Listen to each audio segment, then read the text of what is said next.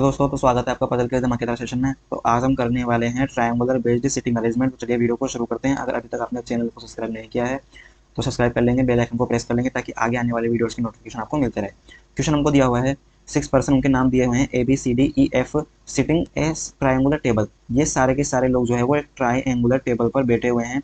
6 लोग किस तरीके से बैठे हुए हैं कि 3 जो है वो तो प्रत्येक कॉर्नर पर बैठे हुए हैं, और ऑब्वियसली सी बात है फिर 3 जो है वो मिड में ही बैठे होंगे, है ना। और कॉर्नर वाले एंड फेसेस आउटसाइड, जो कॉर्नर वाले हैं वो देखते हैं आउटसाइड, तो यहाँ आउटसाइड का साइन बना लेते हैं। और जो मिड वाले हैं वो देखते हैं इनसाइड, तो यहाँ इनसाइड का चिन्ह बना लेते हैं। Each of them has different number 9, 11, 12, 13, 16, और प्रत्येक जो है ना वो डिफरेंट नंबर ऑफ बॉल्स को रखते हैं। तो सबसे पहले जब भी हमको नंबर दिए हुए होते हैं तो हम नंबर को लिख लेते हैं एक तरफ 9, 11, 12, 13, 16, 20, ताकि इसमें हम आराम से चीज़ों को लिख सकें। और चूंकि हमको हमको अगर यहाँ पर दिया हुआ है ट्रायंगुलर टेबल, तो हम इसको ट्रायंगुलर में ना बना करके हम इसको हर बार की तरह बनाएंगे थ्रेड मेथड में। तो सबसे पहले थ्रेड मेथड के लिए क्या करेंगे, हम एक लाइन ड्रॉ करेंगे।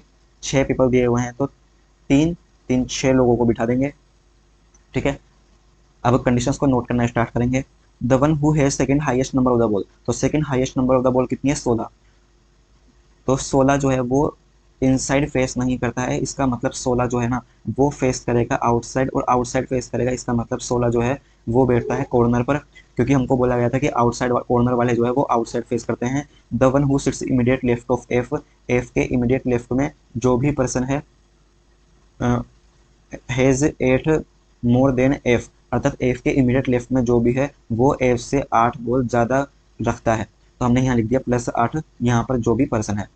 अगली कंडीशन दी हुई है the sum of the balls immediate neighbour of A के जो भी इमीडिएट नेबर है उनकी बॉल्स का जो सम है वो कितना है, 20 है। ओनली 2 पर्सन बिटवीन एफ और ए, एफ और ए के बीच में केवल 2 पर्सन है। C has only 2 ball more than E, तो सी जो है वो ई से केवल 2 बॉल ज़्यादा रखता है। C is an not an immediate neighbour of A, A के पास में जो है, सॉरी सी नहीं आना चाहिए ना, तो यहाँ लिख देते हैं हम सी, ए के पास में सी नहीं है। अगली कंडीशन हमको दी हुई है and sits third to the right of D, तो यहाँ एंड किसके लिए आया है, सी के लिए आया है, तो डी के थर्ड राइट में जो है सी होना चाहिए, तो डी को यहाँ लिख करके 2 पर्सन छोड़ करके सी हो जाएगा यहाँ पर। अब सबसे पहले देखो पजल को कैसे बनाएंगे हम। तो सबसे पहले जो यहाँ पर नंबर की जो ये गुत्थी दी हुई है ना, हम सबसे पहले इसको सोल्व करेंगे। अब हमको बोला गया है कि ए के जो इमीडिएट नेबर है उनका सम जो है ना वो 20 होना चाहिए। तो सबसे पहले इन सब में देखो सम 20, किस किस का सम जो है वो 20 हो सकता है। तो देखो 9 और 11 का सम 20 होगा, बिल्कुल ठीक है। इसके अलावा आप 11 से ऊपर जैसे ही बढ़ोगे तो सम जो है ना वो 20 से पार चला जाएगा। इसका मतलब है कि ए के पास में केवल 9 और 11 ही हो सकते हैं। तो कंडीशंस को थोड़ा थोड़ा इरेज करके जो हमको प्राप्त होता जा रहा है हम उसको लिखते जाएंगे, ठीक है। तो ए के पास में जो है 9 और 11 होंगे, तो हम यहाँ लिख देते हैं ए के पास में 9 और 11 होंगे। अभी मैं लेफ्ट और राइट नहीं लिख रहा हूँ, अभी तो सिंपल मैं डिनोट कर रहा हूँ कि ए के पास में जो है 9 और 11 हो सकते हैं, ठीक है। अगली कंडीशन हमको दी हुई है कि एफ से 8 ज़्यादा जो है उसके इमीडिएट लेफ्ट वाला है। तो देखो 8 ज़्यादा में कौन कौन से पर्सन आ सकते हैं। 9 से अगर मैं 8 ज़्यादा करूँ तो 17 आना चाहिए, पर 17 हमको दिया हुआ नहीं है। 11 से 8 ज़्यादा में 19 आना चाहिए, पर वो भी हमको दिया हुआ नहीं है। 12 से 8 ज़्यादा में 20 आना चाहिए, बिल्कुल ये हमको दिया हुआ है। और अगर मैं 13 में 8 जोड़ूँ तो 21 हो जाएगा, वो भी हमको नहीं दिया हुआ है। 12 में अगर मैं 8 जोड़ूँ तो 24 हो जाएगा, वो भी हमको नहीं दिया हुआ है। इसका सीधा सा मतलब है क्या कि एफ जो है वो तो हो जाएगा 12, ठीक है। और जो इसके इमीडिएट लेफ्ट वाला है वो हो जाएगा 20। तो इसको भी यहाँ से हम इरेज करके और जो पूरा है वो लिख लेते हैं। यहाँ पे ड्रॉ पे क्लिक किया हमने, ठीक है। तो एफ जो है वो है कितने पे, 12 पे। इसके इमीडिएट लेफ्ट में जो है वो आएगा कितना, 20। तो ठीक है, ये वाला भी हमारा पूरा सॉल्व हो चुका है। अगली हमको कंडीशन दी हुई है कि सी जो है ना वो ई से 2 ज़्यादा है। अब 2 ज़्यादा में देखो कौन कौन से हमको दिए हुए हैं। अगर मैं 9 में 2 जोड़ता हूँ तो 11 आ जाता है, बिल्कुल ठीक है। 11 में अगर मैं 2 जोड़ देता हूँ तो 13 आ जाता है, ये भी ठीक है।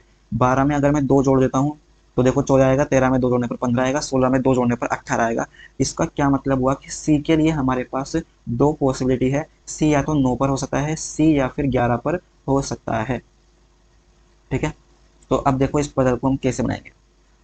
सबसे पहले तो हम बना देते हैं, ये हमको जो कंडीशन दी हुई है कि एफ से 2 छोड़ करके ए है, इन सबको बनाते हैं। सबसे पहले तो मान लो मैंने लिखा एफ यहाँ पर, एफ से 2 छोड़ करके ए, मान लो मैं एफ से 2 छोड़ करके ए जो है इसके मान रहा हूँ लेफ्ट साइड में। अब लेफ्ट और राइट अभी तक तो नहीं बोल सकते हम। जब भी हमको 6% दिए हुए होते हैं तो चाहे मैं एफ से 2% छोड़ करके इधर काउंट करूँ तब भी ए यहीं पर आएगा, एफ से 2% छोड़ करके काउंट में इधर करूँ तब भी ए जो है वो इधर ही आएगा।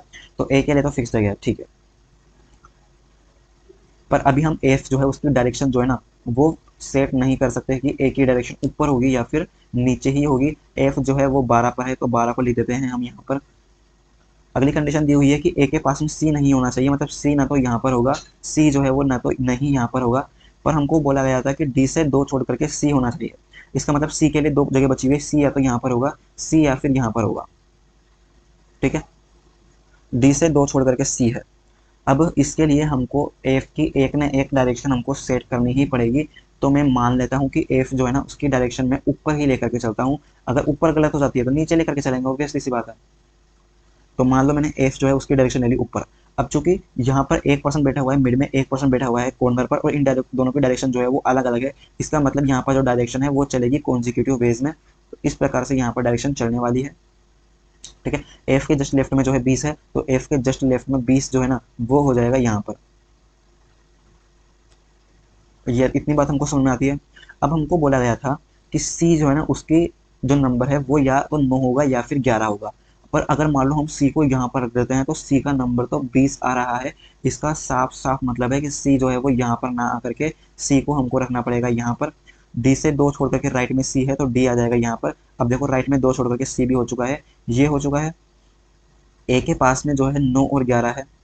ठीक है, तो डी की वैल्यू जो है वो 9 या 11 में से एक होगी। अब थोड़ा सा इसको इरेज करते हैं और सुंदर ढंग से इसको लिख देते हैं। अब तो देखो सी की यहाँ गई, सी के लिए यहाँ भी जगह गई, यहाँ पे जगह गई सी के लिए, इसको भी इरेज कर देते हैं।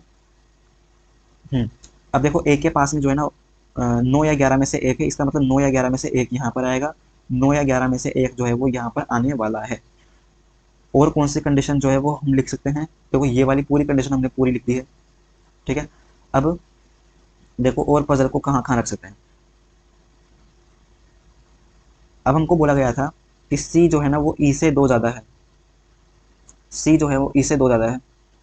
इसका मतलब सी जो है ना वो 9 या 11 में से, सी जो है ना वो 9 तो हो नहीं सकता क्योंकि ई से 2 ज़्यादा है, ऑब्वियसली सी बात है। तो ई जो है ना वो या तो 9 होगा या फिर 11 होगा। सी जो है ना वो या तो 11 होगा या फिर 13 होगा, इनमें से कोई एक हो सकता है सी। ठीक है, अगर मान लो मैं सी को 11 रख सकता हूँ क्या, नहीं रख सकता, क्यों? क्योंकि 9 और 11, 9 और 11 में से तो एक जगह यहीं पर आएगा, पर सी तो यहाँ हो चुका है। इसका सीधा सा मतलब है सी की वैल्यू हो जाएगी 11, सॉरी 13। ई की वैल्यू हो जाएगी 11 चूंकि यहाँ पर डी हो चुका है, तो ई को रख देंगे यहाँ पर, 11 रख देंगे इसकी वैल्यू, इसकी वैल्यू हो जाएगी 9, सी की वैल्यू 13 हो ही चुकी है। नाम, अब देखो नाम में केवल एक नाम बचा हुआ है, कौन सा? बी। बी को रख देते हैं यहाँ पर, 16 आ जाएगा यहाँ पर। 16 बोला गया था आउटसाइड है, तो यहाँ पर जितने भी पर्सन देख रहे हैं वो हो जाएंगे आउटसाइड। 16 बोला गया था कॉर्नर पर है, तो ये कॉर्नर हो जाएगा, इसके बाद ये कॉर्नर हो जाएगा और ये कॉर्नर हो जाएगा, बच्चे कुछ हो जाएंगे मिड पर। आंसर को मैच कर लेते हैं एक बार, A D B F C E.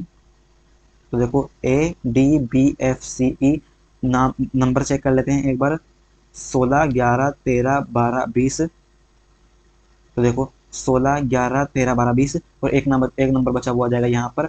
Outside कौन को, सॉरी कॉर्नर पर जो है वो कौन कौन है? ए बी और सी जो है वो कॉर्नर पर है और आउटसाइड फेस करते हैं। तो देखो कॉर्नर पर देखो ए बी और सी जो है वो कॉर्नर पर है, इसका मतलब हमारा आंसर जो है बिल्कुल ठीक आया है।